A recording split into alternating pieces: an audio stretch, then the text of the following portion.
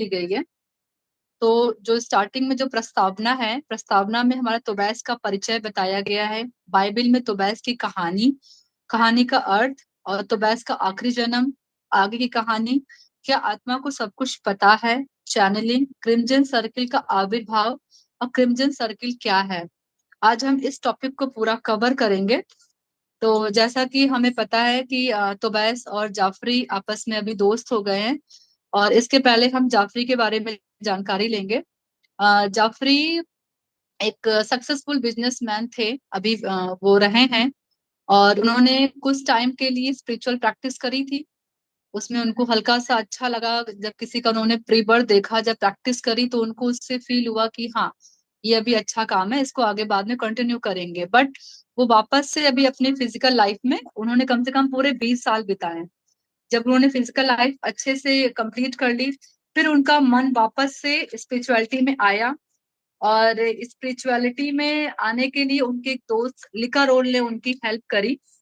और उन्होंने उनको एक किताब दी थी, और उस किताब के जरिए क्या कहते हैं, जाफरी साहब ने वापस से अपना स्पिरिचुअलिटी का ये प्रोग्राम स्टार्ट किया। सॉरी, जो इसका लाइफ है, स्पिरिचुअल लाइफ को उन्होंने स्टार्ट किया।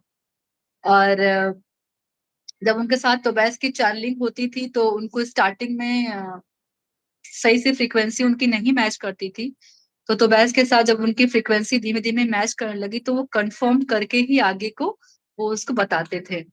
तो तोबैस इसमें एक जो टाइटल है, आगे की कहानी। तोबैस और उस समय के जो और भी लोग सलाह देते थे, वो सलाह उनको स्पिरिचुअल लेवल पे होनी पड़ती थी।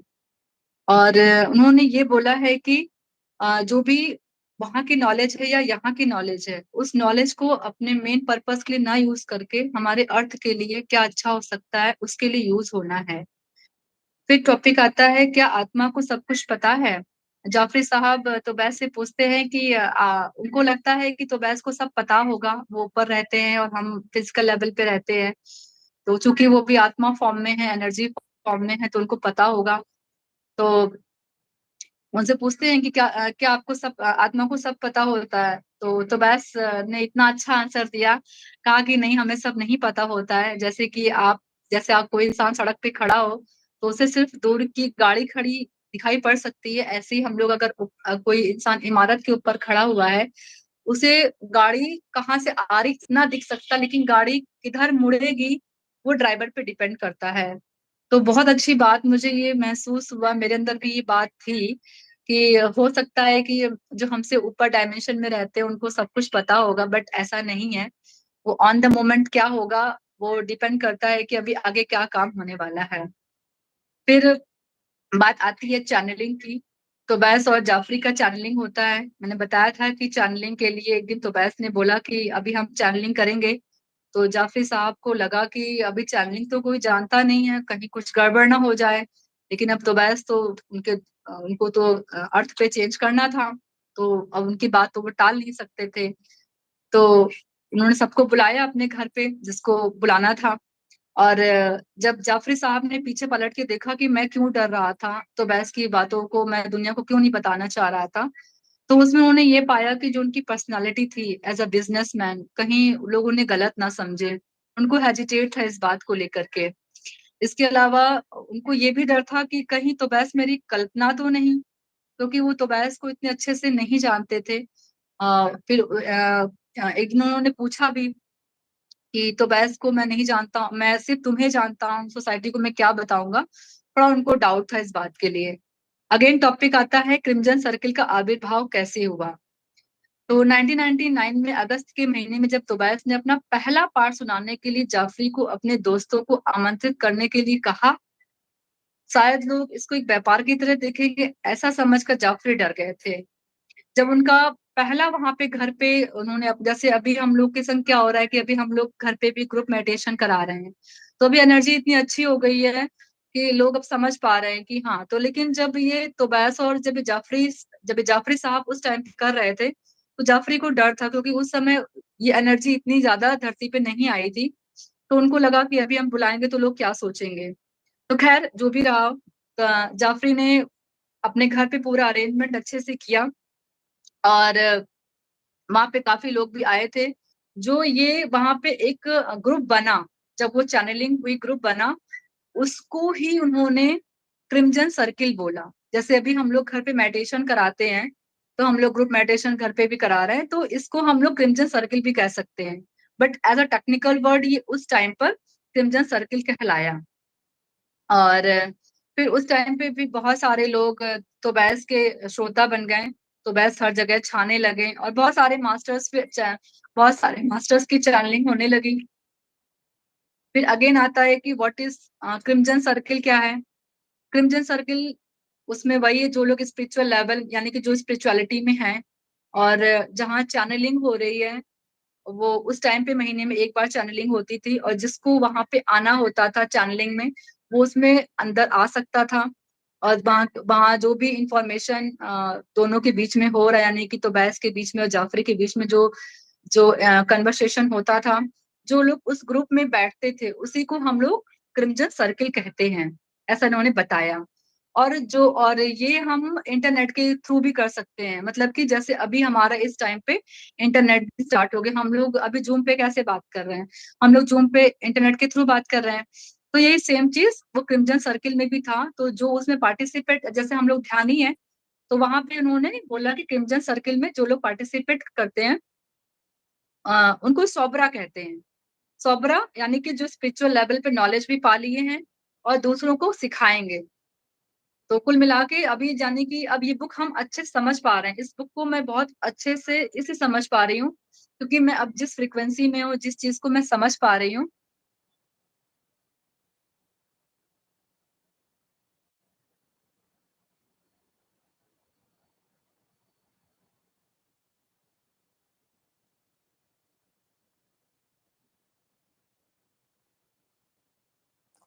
अनम्यूट करें पुष्पांजलि। हाँ सर, कहाँ से चला गया था? तो जो क्रिम्जन सर्किल है उसका जो मेन उद्देश्य ये भी है कि ये एक स्पिरिचुअल उद्देश्य है, यानी कि आध्यात्मिक उद्देश्य है।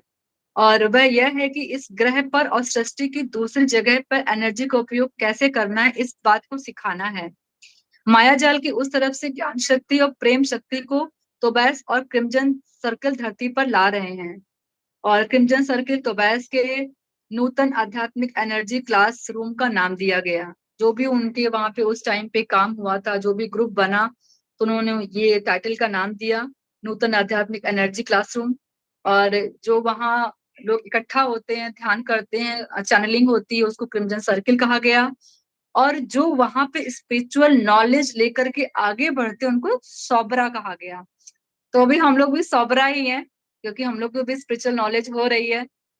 तो अगर हम लोग किसी की हेल्प कर रहे हैं, तो फिर हम लोग अगलों को सोबरा बना रहे हैं। जैसे अभी हम लोग के टर्म्स में हम लोग मास्टर बोल रहे हैं, तो वहां पे सोबरा भी कह सकते हैं। और इसमें बताया गया है कि क्रिम्जन का रंग शिक्षण का रंग कंपन रंग है, यानी कि फ्रिक्वेंसी वाइब्रेशन का रंग है। वहां पे वाइब्रेशन के थ्रू बात होती है।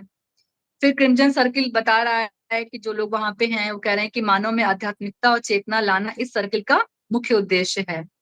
यानी कि हम लोग अब चेतना के लेवल पे सोचना शुरू करें। ये काम हमारा उस टाइम पे शुरू हो चुका था जब ये क्रिम्जन सर्किल बना।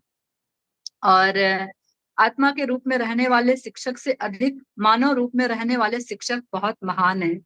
तो वैसे हमें ये बता रहे हैं कि हम लोग बहुत स्पेशल हैं।